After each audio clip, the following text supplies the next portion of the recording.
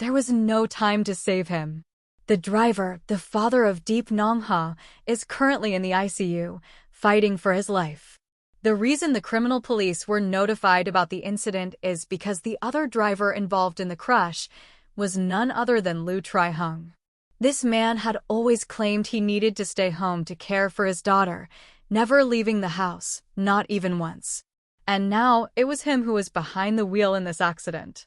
His vehicle didn't overturn, so his injuries weren't too severe, just a few broken ribs and a fractured left leg.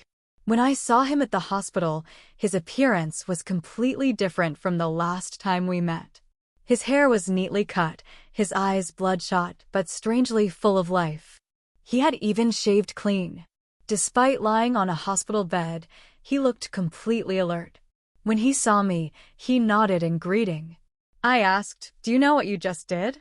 He calmly replied, "I was driving, changed lanes without checking properly, and caused an accident. But the other car was speeding. I think we should wait to determine the responsibility." He analyzed the legal aspects clearly, as if that was the only thing he was willing to admit, that it was just a fatal traffic accident. I couldn't hold it in and snapped. "What the hell are you thinking? Your wife was declared mentally unstable and won't be held responsible for killing someone. And now you want to follow the same path? Do you want to die that badly? What about your daughter?" Lu Tri-hung looked up and stared straight at me. His eyes flashed with something that sent chills down my spine. I was furious. First, Deep Nong Ha's mother was dead, but her father could still be saved. Second, Lu Tri-hung clearly didn't care whether his daughter lived or died. Third, his actions were calculated. This was a premeditated act to wipe out Deep Nong Ha's entire family. But then he coldly threw a question at me. "Officer, do you really think those parents are innocent? And if so, are you sure the law got it right?" His words left me speechless. Because I couldn't refute them. Those kids committed horrifying acts. Could their parents truly be innocent? Yet the law had allowed them to continue living peacefully, as if nothing ever happened. Lu Tri-hung continued, "Also, officer, there's one more thing." What he said next wiped away my anger entirely. I rushed out of the hospital and drove straight to Lu Tri-hung's house in the countryside. It was a modest home. I pushed the door, it wasn't locked. Inside, it was pitch black. I turned on my flashlight, not in the mood to look for a light switch. I only had one goal, to find Luanen's room. No matter what Lu Tri-hung had done, I didn't care. What made me rush here was his final sentence.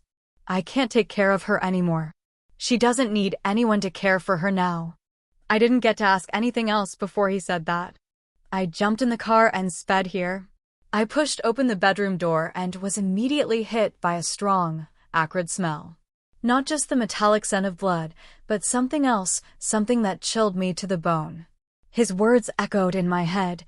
She doesn't need anyone to care for her now. Luanen's mental condition. There's only one situation where someone like her wouldn't need care anymore. Death. I began to realize. Maybe after witnessing Deep Ton Na go on a murderous rampage, Lu Tri-hung's suppressed desire for revenge had finally erupted. He used his own death as a weapon. But before that, he needed to make arrangements for his daughter. And that arrangement was death. The flashlight beam swept across the room. No sign of anyone. But something looked strange on the bed. Beneath a thick mosquito net tied to a bamboo frame, I couldn't see clearly if someone was there. I cautiously called out in an "Are you in there?" "Don't be scared. I'm a police officer. I'm here to help. Can you hear me?" The silence was absolute. Not a single sound. I didn't hesitate any longer. I rushed to the bed. The acrid smell grew stronger. Then I lifted the net and realized exactly what that smell was. It was a scent I'd encountered many times in hospitals, formalin. Beneath the net was a long glass tank shaped like a coffin. It was sealed with a glass lid, but the chemical fumes still escaped. Inside, it was filled with murky formalin. And floating within was a small girl. A petite girl. The flashlight beam pierced the cloudy liquid. I froze for a few seconds. It was Luanin. Her body was swollen from the chemical, but I could still recognize her face. It was unmistakable. But based on the decomposition and the state of the formalin, she hadn't died recently. I suddenly recalled my last visit, how Lu Tri-hung kept emphasizing her mental condition, saying she stayed in her room and wasn't suitable to meet strangers. Back then, I let it go. I gave up checking on her. Now I knew. If Luanin had died long ago, then maybe Deep Ton Na didn't leave home simply because she couldn't take it anymore. Maybe she had already started planning her revenge. The couple had hidden their daughter's death so carefully that no one suspected a thing, ensuring no one could prepare in time. It was horrifying. In that moment, I was truly terrified. Even their most beloved daughter, they could bear to let her die like that. How much resolve did that take? Just then, the living room lights suddenly switched on. Someone had arrived. I immediately turned and rushed out. As I stepped into the brightly lit living room, I was almost too stunned to recognize the man sitting on the wooden chair. It was an old man, Jiang Sa. After a few seconds of shock, I remembered who he was. Jiang Renming, the neighbor who had been helping Lu Jihong with errands. But it was so late. Why was he calmly sitting in Lu Jihong's house? He looked up at me, pointed to the seat beside him, and said in a soft, composed tone, "Officer, have a seat." His voice was calm and measured. I sat down but stayed on high alert, asking directly, "It's late. What's going on?" "I'm just a neighbor," he replied. "You could even say I'm like a foster grandfather to little NN. I'll keep it simple. I was the one who helped Deep Ton Na get her psychiatric certificate." I was stunned. His words caught me completely off guard. "But why would you do that?" I asked. Jiang Renming looked at me steadily. "Because Lu Jihong never intended to testify in that case.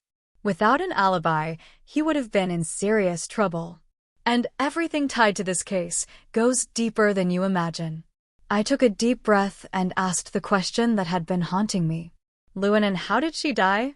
Inside, I was already bracing for the worst. I had considered the possibility that Lu Jihong and Deep Ton Na had kept their daughter alive in suffering, only to end her life themselves, then use their own deaths as retribution. But I was wrong. Little N, she was too kind. Too well-behaved, Jiang Renming said slowly. As it turned out, Luanin had taken her own life. I couldn't believe it. A child, only 7 years old, how could she even understand death, let alone choose it? But it was true. After returning home from the hospital, Luanin didn't fall into depression. In fact, she was the most cheerful one in the family. Jiang Renming visited every day, always greeted with her bright smile. But the little girl was not oblivious to her condition. She constantly carried a urine bag. Her body grew weaker by the day. Even walking became difficult. Yet she kept smiling for her father, her mother, and her grandfather. Then, one day, a familiar figure appeared before them. It was a beautiful day. The sun was warm. Lu Jihong and Deep Ton Na were sunbathing with their daughter, and Jiang Renming had brought a small chair to join them. As they chatted, a boy suddenly appeared. Deep Nongha. He had supposedly moved to the county, but for some reason, he returned to the village that day. Jiang Renming stood up immediately, charging toward him. Lu Jihong also stood, clenching his fists but not advancing. Deep Ton Na hugged Luanin tightly. Jiang Renming reached Deep Nong Ha and shouted, "Get out of here. No one wants you here." But the boy just smirked coldly. "Get out? I'll stay if I want to stay. Who do you think you are?" "I'm just here to visit my little sister." Jiang Renming trembled with rage, but could only lower his voice and try to drive him off. "Leave now." Deep Nong Ha burst into laughter. Though only 12, he was tall and carried himself like someone who knew exactly what he was doing. With scorn in his voice, he said, "Old man, what are you so afraid of? Scared I'll beat the little girl to death? Fine, I'll go. Nothing interesting here anyway." He turned and walked off, flipping his head dismissively. Jiang Renming turned back and saw Lu Jihong's whole body shaking. His fists were clenched, his eyes bloodshot. He quickly tried to calm him. "Stay calm. NN is still here, she's safe." But Lu Jihong's face began to twitch as if he were about to cry. He asked Jiang Reming, "Uncle, does the law protecting people like that make sense?" In that moment, Jiang Reming hesitated. He tried to soothe Lu Jihong, but the more he said, the less it helped. That night, something terrible happened to little NN.